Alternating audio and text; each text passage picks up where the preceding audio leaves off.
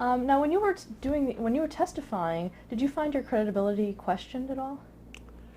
Uh, not really. The only thing that you mean when I testified at the grand jury or at the congressional Actually, for hearing? both. Well, it went over well at the grand jury. I had no problem there, and I had no problem uh, except when I testified in the congressional committee. People were saying stuff like, "So you knowingly accepted the money, and blah blah blah, and don't you think you should give it back?" And my answer was, this was a criminal thing, or well, not criminal. This was a hoax and so forth. And the person, why should I give the money back to the person who committed the hoax? I mean, this is what one or two of the representatives at the committee were actually saying. Um, I I couldn't understand, frankly, how the bright people could not understand that they would have to know what the other person was doing in the other isolation booth in order to have this arrangement. In other words, I said very bluntly, and this is shown even in the movie, that in order to tell me to take 7 points and then 9 points and so forth, they can't have a one-person fix. They must know what the other guy's doing. Because suppose he decides to take 11 points and then 10 points, and you're at 19 points, he'll beat you and you're off the show, in other words. And yet they couldn't grasp this, and I couldn't understand this. Americans need a smoking gun for whatever, this is a national characteristic. And the smoking gun, once again, was the letter Snodgrass sent to himself. But I had, most of the representatives were okay. This one guy, though, kept screaming to me, why didn't I give the money back? I mean, he made a big deal about all this stuff. The person I found to be the real great person on the committee was this Representative Darunian. He's the fellow who, in the movie, says, I don't believe, to Charles Van Doren, I don't believe a person of your intelligence should be at last commended for finally telling the truth. And he was a conservative Republican from Nassau County. I believe he's still alive. I believe he's in his 90s if he's still alive right now. But he was the only one of these guys who did not praise Charles Van Doren, but was honest enough to say, there's no reason a person of your intelligence should be commended for at last telling the truth. Incidentally, the person who played the part in the movie is the father of the screenwriter, Paul Atanasio, Joe Atanasio. This is a little sidebar that most people don't know, obviously. The fellow walked over to me and he said, I'm Steve Darunian. I said, you are? I said, you don't look like Steve Darunian to me. He says, no, actually, I'm Joe Atanasio. I'm Paul's father. He had his dad in the movie. What was your association with Richard Goodwin? Uh, the only time I ever met Richard Goodwin, and until I saw him at the premiere when we had a dinner in the sunken plaza of Rockefeller Center, was he spoke to me for 2 hours in front of NYU back in 1959. He had a partner by the name of Howze with him, last name Howze. I forget his first name, Howze. They spoke to me for 2 hours, and I never saw him again. Even when I was in Washington, a man by the name of Lishman, who was the counsel of the Committee on Legislative Oversight, did the questioning. I never saw Goodwin. I never saw him again until I met him at this dinner. Do you feel that that people were trying to discredit you regarding your personality or psychological profile? Did that come up at Well, all? uh, well, they started to spread rumors, I had become unhinged or whatever because of the program. Or this scene shown in the movie is completely false, though. I never went to a psychiatrist 5 days a week. This is all Hollywood. I mean, this is the screenwriter. I did go to a psychiatrist for a short time after the program, and that was it. But nothing more than that. Maybe once every week or two. How did this ordeal affect you psychologically? Well, I was really down in the dumps because it affected me for many years because people when I would speak, or I would be recognized, I wasn't Herb Stempel, but I was the guy who destroyed Charles Van Doren. That's how I was referred to. Very strange. In other words, people used to say, "Oh, you're Herb Stempel. You're the guy that destroyed Charles Van Doren." And my answer was, no, Charles Van Doren destroyed himself. I didn't destroy him. He, for 3 years, insisted that he was telling the truth and I was lying. Now, it became a thing where either one of us was lying. Either he was lying or I was lying about the rigging. And in the end, it turned out that I apparently was vindicated and he was shown to be a liar. Did anyone look upon you as a hero for doing what you did? Some people, yes. A lot of people still kept saying, you destroyed Charles Van Doren. I mean, I didn't destroy him. I mean, he could have come forward and said, yes, I was part of this, and that would have been the end of it, But for 3 years, every time I saw him question, he'd say, well, maybe he was given the answer, but I wasn't. And he wasn't telling the truth, obviously. Now, day to day, this went on for 3 years. How were you living your life day to day with this over your head? It wasn't that hard, really. I mean, I went down to Washington. I testified in front of Congress. Then in November November, I think it was November 2nd of 1959, he came down to testify and confess. It wasn't like it's shown in the movie, incidentally. I didn't have to sneak between anybody's legs to get into the hearing room. I had a pass, of course. I was a guest there. And he came in. He came with a lawyer named Carl Rubino, I remember, and he read a long statement, and he just didn't pick himself up like in the movie and walk out. They asked him questions for like a half hour, but all the encomiums that were heaped upon him, all the praise and everything, were actual quotations that were taken from the record. Stuff like, this is the most soul-searching confession I've ever heard in my life, and stuff like this. I sat there absolutely flabbergasted. I couldn't believe that these tribunes of the people were actually saying stuff like this after the man confessed to having been part of the fraud. It took him 3 years to finally get around to confessing it, because, well, I shouldn't say 3 years, because actually from the time of the district attorney took this, it was over a year, and during this whole year's period, he kept insisting, well, maybe he was giving me answers, but I wasn't. And he did appear in front of the grand jury. I've seen, films of it and so forth. I didn't see, you see a picture of him coming out at one Hogan Place out of the grand jury, out of the district attorney's office. But I knew ultimately, the truth would out, and that's what happened. Were you contacted by the media after that happened for a statement? Not really. Not really. They ignored me, pretty much. I mean, after it was all over, there was very little contact with the media. How do you think it affected your personal life right after? I mean, did it affect your family life?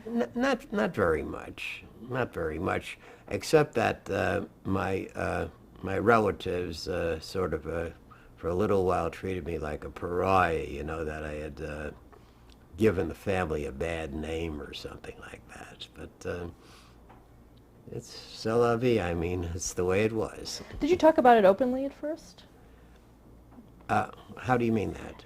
Were you willing to talk about it if you were asked about it? Yeah, I mean, I had nothing to hide. I mean, but once for many years, though, I didn't want to give my story out, and as a matter of fact, not until 1990, I was contacted by this Julian Crane and this documentary man. I said to Ethel, my wife, I'm tired, of being in the shadows, next person who calls gets the story. And I just had a change of heart back around 1990, and this Julian Crane, who did the documentary Quiz Show Scandal, which led to the movie, called, and I gave him my story. So it was a period of maybe 20-something years in between me being on the show and me finally deciding to give the story. Who else was featured in that documentary? Pardon? Who else was featured in that documentary? They had Eddie Hilgemeyer, I believe. They had several people from the $64,000 question. It was an excellent documentary. It was on PBS in January of 1992. And it runs through all these programs, you know, and it's an attempt to show how America lost its innocence. This was the theme of this particular documentary, the loss of innocence. People believed everything they saw on television, and after the scandals, they didn't. Do you think that's true? I don't know. I never did a survey. I mean, people are still gullible in many ways, you know, and believe just about anything they presented by authority. Now, Dan Enright was on that documentary too, wasn't he? He was on the documentary. The way I finally found out that Jack Barry had been involved in the rigging, as a matter of fact, Dan Enright made the following statement. He said the first programs were terrible, and the sponsors sort of gave us our marching orders. Either we produce a successful show, or he essentially said, or our contract would be terminated. So my partner and I decided to rig the show. And at that point, I knew that Jack Barry had been involved. Did he mention you in that interview? Yeah, he said he was very sorry what he had done. He took advantage of me, you know, and I was vulnerable, and he feels very bad about it. That's what he, at any rate, is what he said. Do you believe it?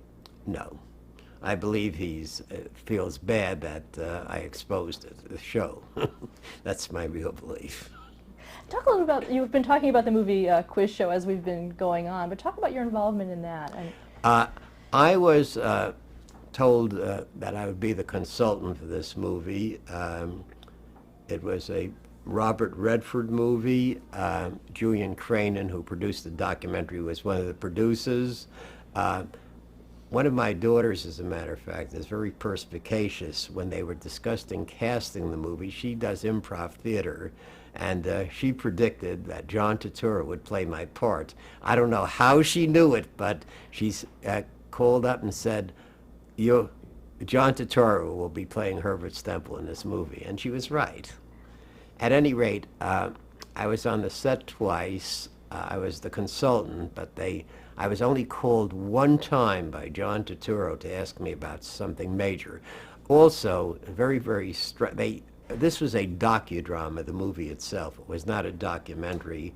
It was approximately 40% true. There's a lot of dramatic license taken it. For example, this will surprise a lot of people. I haven't got a son named Lester. There's a boy of 8 years old in the picture shown, known as Lester, who plays the drums. My son Harvey was actually a year and a half old when this was happening. He was in a crib. But it made a more interesting story to have a growing up son to whom I supposedly would indoctrinate by asking all sorts of questions. I never did that to my son, you know, by asking him questions and so forth and so on. And what about the portrayal of you particularly in the film? I was a little miffed at the portrayal. I was shown to be a nerd, a square, and a hyper sort of a guy, you know, and a sort of. I would never, for example, say something like, "That's the greatest invention since Gutenberg invented the printing press, and I'm the greatest thing on it." This is not Herb Stempel. I would never say a thing like this, or stuff like. I'm not that witty, incidentally. There's a scene in there in the movie where my wife says, "You should kiss the ground I walk on for what my family's done for you," and I come back and say, "If you want to be worshipped, go to India and moo." I'm not that witty to come up with sayings like that. This is the screenwriter, obviously, you know. And there's one scene in there which was where I supposedly am in Washington with my wife. I was actually there alone, and I'm fussing over what tie to wear for my congressional appearance. I'm not that sort of a guy, I mean, but that's the way I was portrayed in the movie, and I was a little miffed by the portrayal. It was an over-the-top sort of portrayal of me. Did you go public with that and talk about your No, feelings? not really, not really. But my wife and I went to a pre-screening of the movie, and then finally we attended the premiere at the Ziegfeld Theater in September of 1994, and there was an elderly lady and a younger lady sitting to the right of me, and my wife was sitting to the left of me. And at the end of the movie, this younger lady poked me and said, "You see this lady? This is Martin Scorsese's mother. He played the sponsor, the Geritol sponsor, Martin Rosenhaus, in the movie." And at any rate, I said, "Very pleased to meet you. I'm Herb Stempel." And we walked out into the foyer, and John Turturro was standing out there with about 5 or 6 suits who I didn't know. And John walked over to me and he said to me, "If you punch me in the nose, I would understand why."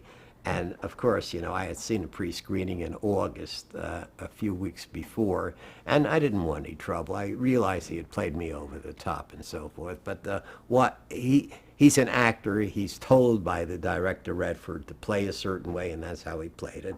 So I said, "No, John, everything's cool." And my wife, Ethel, is a very feisty woman. She said, "Step aside, Herb, I want to take a crack at him." And all the suits broke up and started to laugh. It was a very, very funny episode.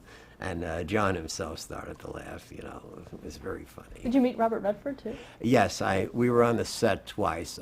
My wife was on the set with me the first time when they shot scenes in Astoria. And incidentally, in the Astoria shoot, this was shot on 22nd Road, which is between 21st and 23rd Street in Astoria. And the director used little subliminal messages because every house along this block was 21 dash something or other, 22nd Road. And so the name of the show was right there on the addresses of the houses as he walked along. Incidentally, one of the scenes in there shows Richard Goodwin as the congressional investigator walking along, or Rob Morrow was playing the part, ringing doorbells looking for one Herb Stempel on that block. And it turns out that Joseph Stone, the assistant district attorney running the investigation for the district attorney's office, actually had given him 900 pages of grand jury testimony, so he didn't have to go around ringing doorbells to find out where I lived. It's one of the other little funny little bits in the movie. How do you think the quiz show scandals affected television as a whole? Well, they did away with the big money shows for many, many years, but tentatively they started to come back. Quite a few years ago, there was a show on Fox where you could win up to $1 million, but you had to give certain answers in a certain amount of time. This didn't last too long, and then of course they started to bring in Who Wants to Be a Millionaire, but it took many, many years till the so-called big money game shows came back again. Let me tell you a funny incident. Several years ago, 21 came back and lasted for a very short time, and the MC, who I don't consider to be a very great MC, was Maury Povich. I got a call from Fred Silverman, or his assistant, and they wanted me to know whether I would consider coming back on the show again. And I said I would think it over. Then happened to be an honest person, and I got an interview. The New York Post called me, and they asked me what I thought of the show, and I had watched it, and frankly, it was putrid. And I came out and I said, it's not a very, very good show. Needless to say, I never heard from Hollywood again.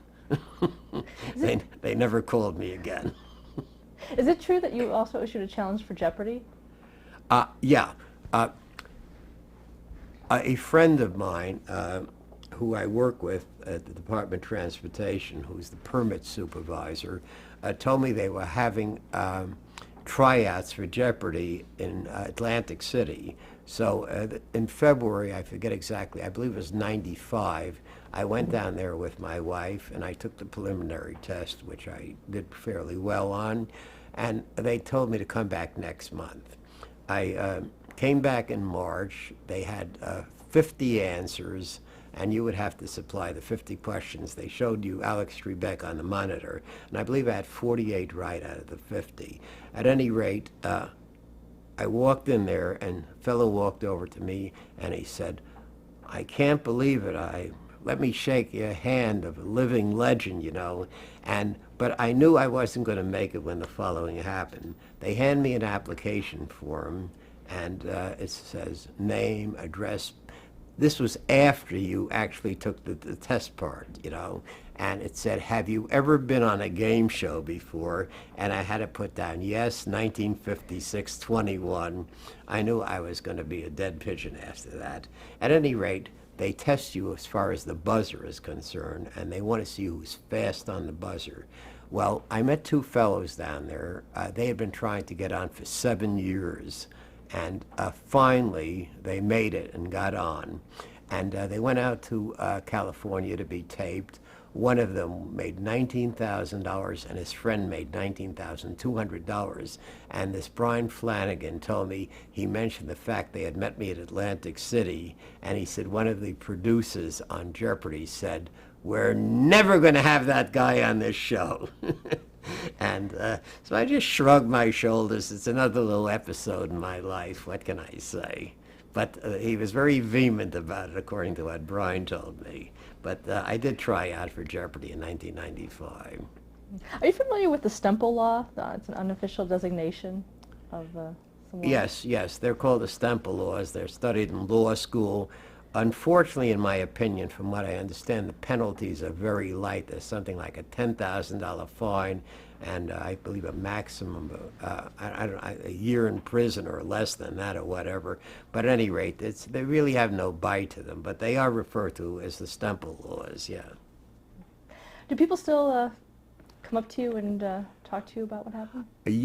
Yeah, as a matter of fact, I work for the Department of Transportation. I'm still working, and I do what are called examinations before trial, where I sit representing the Department of Transportation, the City of New York, against opposing lawyers who have the right to depose me, to ask me questions about various records which the city possesses.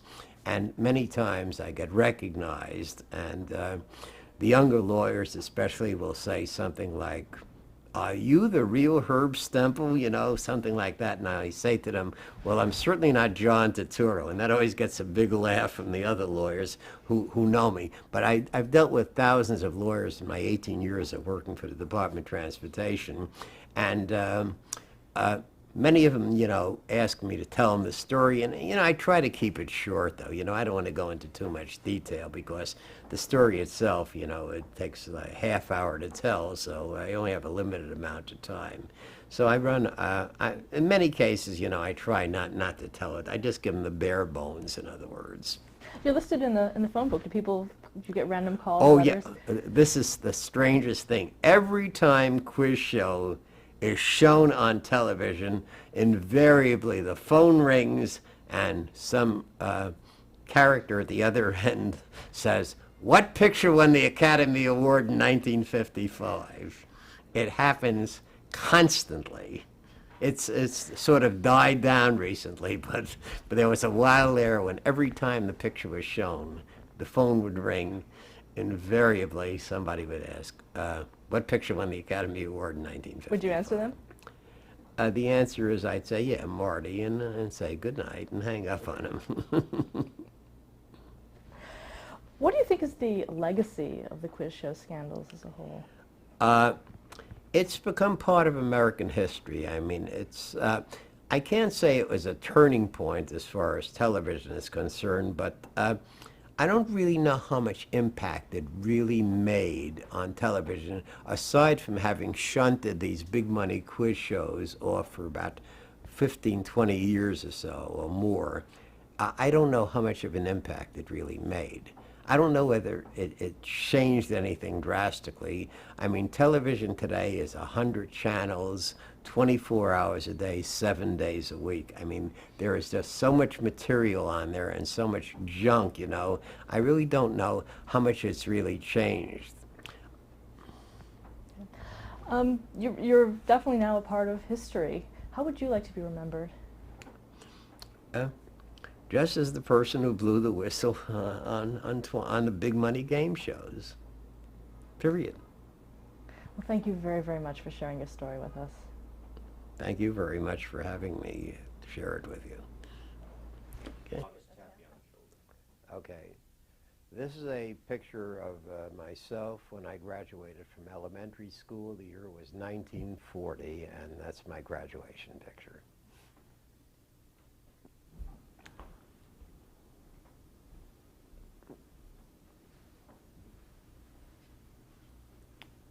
Okay. Causes everything to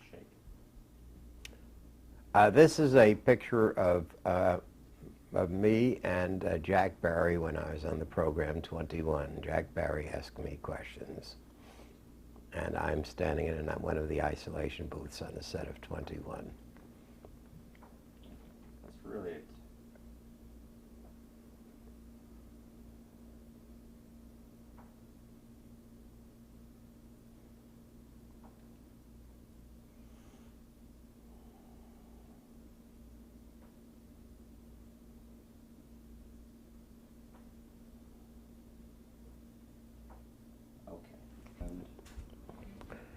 This is a picture shot on the set in May of 1993 while Quiz Show was being shot. This particular scene takes place on 22nd Road in Astoria, Queens. Shown are myself, my wife, John Turturro, who plays my part, holding his son Amadeo, and the person standing with his arms akimbo is none other than very famous film star and director of Quiz Show, Robert Redford. Hang on a second.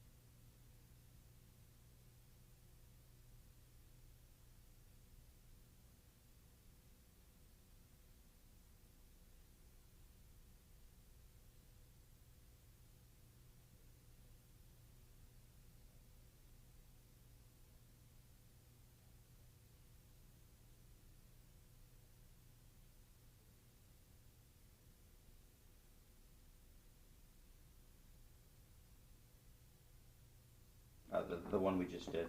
All right, say it again? Yeah. All right. This is a picture taken in May of 1993 on 22nd Road in Astoria, where several scenes of the movie were being shot. This is my wife Ethel with Robert Redford. As a matter of fact, when my wife first saw him, she said, "Boy, I could kill for that hair." And then This is a picture taken in May of 1993 at 22nd Road in Astoria. My wife and I were on the set while they shot two scenes of the movie. Robert Redford had it in his trailer and told us about a time he was once on a game show.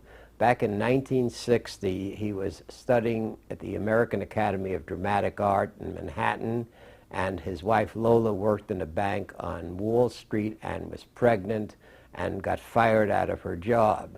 Robert Redford was very, very poor at the time. He needed $75 to pay his rent, and he didn't have the money. A friend of his said to him, "I can get you on a Merv Griffin show called Play Your Hunch."